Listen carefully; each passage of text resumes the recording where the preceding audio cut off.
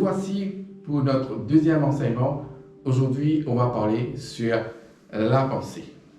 Comme vous savez tous, on a tous un état d'esprit. Ce qu'on appelle en anglais un mindset. C'est quoi un mindset? Un mindset, c'est une suite de pensées.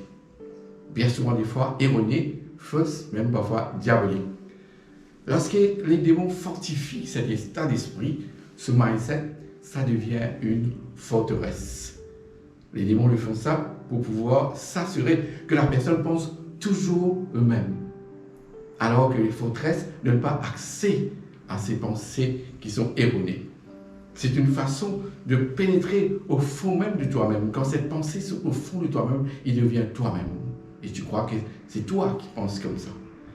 Alors, il faut savoir maintenant comment reconnaître un mensonge. Il y a 3 façons de reconnaître un mensonge. Un mensonge, c'est quelque chose que Dieu n'a pas dit. Et ça peut paraître acceptable. Les émotions peuvent faire que les gens disent des choses qui paraissent bonnes. Mais si ça n'apparaît pas dans la Bible, si ce n'est pas la parole de Dieu, alors tu sais que c'est un mensonge. Deuxième façon de reconnaître que c'est un mensonge, quand ça contradit la vérité. Par exemple, tes parents t'ont dit il faut tout le temps économiser, il ne faut pas donner. Et toi, quelqu'un vient te dire, un chrétien qui vient te dire, tu sais, la Bible a dit qu'il faut donner, et tu seras donné. Rempli, débordé, précieux, versé, c'est comme tu veux. Et toi, tu n'acceptes pas, parce que tes parents t'ont dit quelque chose qu'il faut économiser. Alors, ça contradit la vérité, tu sais que c'est un mensonge. Et troisième façon de reconnaître que c'est un mensonge, s'il y a les deux mélangés. Quelqu'un peut te dire, par exemple, quelque chose qui vient de la parole de Dieu, mélangé avec un mensonge. Et toi, tu vas croire que c'est la vérité. Alors, ces 3 façons-là qu'on arrive à comprendre que c'est un mensonge. Jésus nous dit dans la parole, il nous enseigne comment prier. Dans la prière de notre Père, pratiquement à la fin, il dit, quand tu pries, il dit, ne nous soumets pas à la tentation, Seigneur, mais délivre-nous du mal. Alors, on a tous besoin de délivrance. Que tu sois pasteur, apôtre ou peu importe, on a tous besoin de délivrance. Mais par contre, il y a 2 types de délivrance, si on peut dire, généralement. Pour les croyants, c'est surtout la délivrance des forteresses. Mais par contre, les non-croyants, c'est surtout les délivrances des démons. Mais ça, cette deuxième partie-là, on ne va pas le faire maintenant, dans 15 minutes chrono, on ne peut pas le faire. Mais pour l'instant, aujourd'hui, on va se concentrer sur les forteresses. Comment être délivré des forteresses. Tu sais, les croyants ont besoin d'être délivrés des forteresses parce que pouvoir laisser la parole pénétrer. Tu ne peux pas laisser la parole entrer en toi-même s'il y a une forteresse. Ça veut dire qu'il y a une espèce de mur qui t'empêche de recevoir la parole. Est-ce que tu sais que si tu as un mur qui empêche la parole, c'est comme si en train de dire, c'est que tu es en train de limiter Dieu dans ta vie. Oui, tu peux limiter Dieu dans ta vie. Parce qu'on dit que Dieu peut tout faire. Mais Dieu a besoin de tout faire, mais qu'il reste dans les principes de Dieu. Dieu est juste. Alors, il y a des choses qui ont besoin de ta participation pour que Dieu puisse agir dans ta vie. Même Jésus a des difficultés comme ça. Si nous voyons dans Matthieu 13, 58, la Bible nous dit « Il ne fit pas beaucoup de miracles dans ces lieux à cause de leur incrédulité. » Quand on parle de l'incrédulité, on parle d'un état d'esprit. Les gens disaient « C'est pas le fils du sang entier. Marie n'est pas sa mère. Comment il peut parler ainsi ?» Alors tu vois, ils ont déjà une pensée qui empêche ce miracle de pouvoir agir en eux. Alors que le Proverbe 23, 7 nous dit quand il est comme les pensées de son âme. On a parlé des forteresses qui t'empêchent de pouvoir recevoir la parole de Dieu. Maintenant, c'est bon de savoir comment faire tomber ces forteresses. Parce qu'il est temps de démanteler ces croyances fausses, inférieures et diaboliques, afin que tu puisses vivre dans la victoire et finir l'échec et aussi la médiocrité. Quelle première chose que tu auras besoin pour faire tomber une forteresse, c'est d'admettre le besoin de renouvellement. Tu as besoin de changer, tu as besoin de transformer. Alors ça, c'est la première des choses qu'il faut savoir, que tu as quelque chose en toi qui empêche la parole de rentrer. Si tu n'as pas pris cette décision, tu ne seras pas enseignant. Il faut que tu acceptes que tu as besoin d'évoluer dans une dimension supérieure. Jésus a fait des miracles. Jésus a fait plein de choses. Alors que la Bible dit, voici les miracles qui accompagneront ceux qui ont cru en mon nom. Ils vont chasser les démons, ils imposeront les mains, les malades seront guéris. Alors que toi, tu n'es pas encore arrivé là. Parce que la parole, il ne suffit pas de savoir la parole. Il faut savoir comprendre, accepter la parole et le mettre en pratique. Là, tu as cette puissance-là. Mais tu n'arrives pas. Parce qu'il y a une forteresse bâtie autour de tous ces mensonges qui viennent ton mindset, ton idéologie. Alors, tu as besoin d'aide. Il faut admettre, peu importe quel titre que tu peux avoir, tu as besoin de renouvellement. Deuxième chose qu'il te faut avoir, c'est vivre dans la vérité de Dieu. Tu ne peux pas laisser l'espace à des mensonges qui t'empêchent de grandir. Tu as besoin de vivre dans la vérité. La parole nous dit, dans Philippiens 2, 5, il nous dit, « Let this mind be in you which was also in Jesus. » Que ces pensées qui étaient en Jésus viennent aussi en toi. Comment a fait pour avoir le mind of Jesus?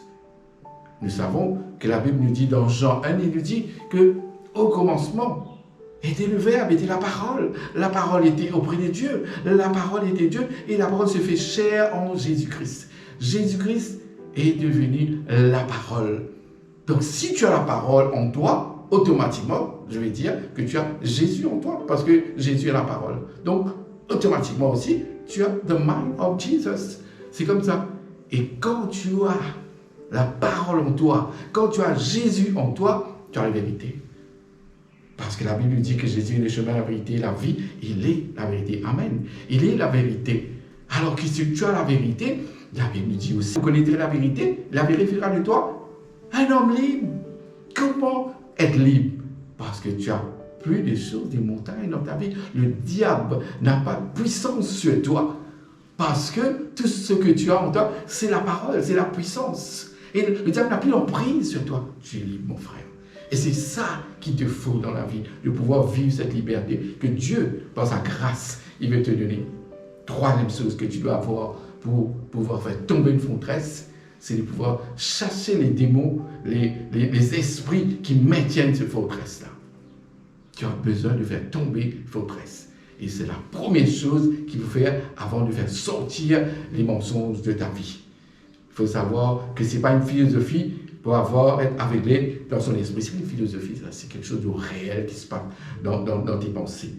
Alors, tu dois chasser ces forteresses, écraser ces forteresses. Bien sûr que là, tu auras besoin de ton pasteur et pouvoir prier sur toi et que cette force, tout comme le diable a fortifié ce mindset-là, Dieu aussi peut te fortifier. La Bible dit, je prie tout pour celui qui me fortifie. Amen. Alors, c'est comme ça que tu vas être fortifié par Dieu pour pouvoir écraser ces forteresses. 2 Corinthiens 10,4 nous dit, quand les hommes avec lesquels nous combattons ne sont pas charnels, mais elles sont puissantes par la vertu de Dieu pour renverser les forteresses, tu vois. Alors Dieu est en train de te dire aujourd'hui qu'il t'a donné toutes les hommes qu'il faut. Mais ce n'est pas les hommes physiques. Alors, c'est des hommes spirituels.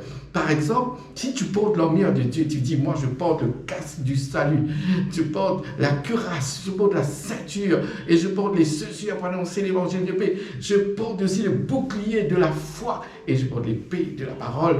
Ah mon Dieu, Seigneur, là, tu es prêt pour les combattre. Tu pries, tu jeûnes. Tu as tous ces hommes-là, le feu du Saint-Esprit, le précieux sang de Jésus. Tu as besoin de tout ça pour combattre les forteresses. Ok, maintenant que tu as pu comprendre comment il faut faire tomber les forteresses, maintenant, il te faut faire de sorte que tu captures ces pensées-là. Ils sont en toi. Tu veux arrêter quelque chose dans ta vie. Tu n'y arrives pas. Aujourd'hui, qu'est-ce qui s'est passé? Tu vas à l'église, tu dis, ok, je lève mes mains vers le Seigneur, et tu te sens mal. Parce que qu'est-ce que tu as fait avec ces mains? Qu'est-ce que tu as fait avec ces mains, mon frère, ma soeur? Tu fais des choses qu'il ne faut pas faire, et tu lèves tes mains. Et quand tu rentres chez toi, tu dis, Seigneur, comment je vais faire pour arrêter ces choses qui ne sont pas bonnes du tout pour mon âme? Qu'est-ce que je vais faire? Parce que ces pensées sont là. Tu n'arrives pas, mon frère, parce qu'il y a une procédure. Dieu est un Dieu de pattern. Les choses se font en ordre. Tu peux chanter, tu peux aller dans les concerts, tu peux tous les jours chanter Alléluia. Chaque parole, tu dis Amen, Amen, Amen. Tout ça ne sert à rien si tu ne fais pas la première chose, parce que faute de connaissance, que le peuple de Dieu périt. Si tu n'as pas la connaissance aujourd'hui, comment tu fais pour combattre? Tu es mort déjà. Alors pour laisser la parole rentrer, le diable va tout faire pour t'empêcher. Mais la première des choses, il faut jeter les forteresses. Maintenant que les forteresses tombent, parce que tu as servi les hommes de Dieu, et maintenant, ce que tu fais capturer ces pensées-là. Alors, la Bible nous dit dans 2 Corinthiens 10:5, il nous dit, nous renversons les raisonnements de toute hauteur qui s'élèvent contre la connaissance de Dieu, et nous amenons toute pensée captive à l'obéissance du Christ. Ils doivent obéir à l'obéissance du Christ, ces pensées. Ça ne peut pas rester en toi. Ça doit partir ou c'est capturé. Ils ne pourront plus avoir accès à toi. Amen. Alors, aujourd'hui, tu vas sortir dans cet esclavage. Tu n'es plus esclave si jamais ces pensées-là ne sont pas là. N'écoute pas les mensonges quand les gens te disent Jésus a été à la croix et c'est fini pour toi. Non, tu as un combat. Seuls les violents qui vont entrer dans le royaume. Si tu es devenu un violent, tu ne peux pas vivre avec une forteresse dans ta vie. Parce qu'il ne faut pas oublier, même dans la chair, la Bible nous dit, il y a la sorcellerie. Dans ta chair. Donc l'attaque n'est pas de l'extérieur. L'attaque est de l'intérieur. Tu es en train de chercher où ça le diable va taper, mais il est à l'intérieur de toi, à travers les mensonges. Pierre qui parlait avec Jésus, Jésus disait, oh hier de moi Satan, quand tes pensées ne sont pas celles de Dieu. Parce que Jésus a compris que Pierre parlait, il parlait pour Satan. C'est pour ça que Jésus lui dit, oh hier de moi Satan. Comment il peut parler Satan?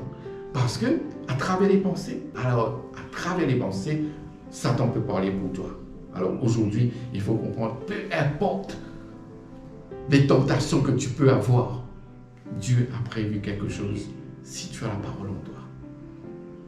Alors 1 Corinthiens 10:13 qui nous dit, aucune tentation ne vous est survenue qui n'est humaine, et Dieu qui est fidèle ne permettra pas que vous soyez tentés au-delà de vos forces.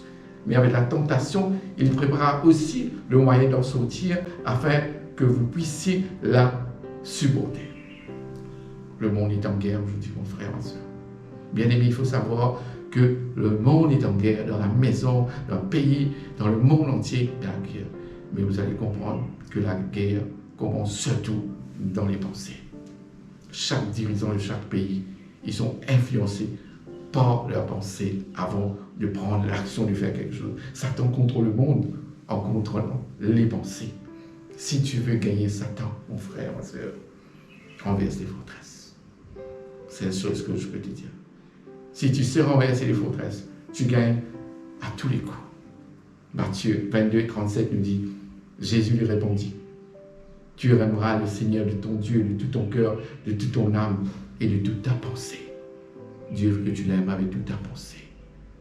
Qu'est-ce qu'il y a dans ta pensée aujourd'hui, mon frère, ma soeur? Oui, bien aimé, qu'est-ce qu'il y a dans ta pensée? Comment tu peux aimer Dieu? Parce que Dieu est la parole, et il y a la parole qui doit être dans tes pensées pour que tu puisses l'aimer de toutes tes pensées. Quand tu penses aimer Dieu, ce n'est pas un homme que tu aimes. Tes pensées sont Dieu, c'est la parole. Parce que la parole est Dieu, c'est Dieu que tu aimes. J'ai été tout le temps passionné par ce sujet, les forteresses.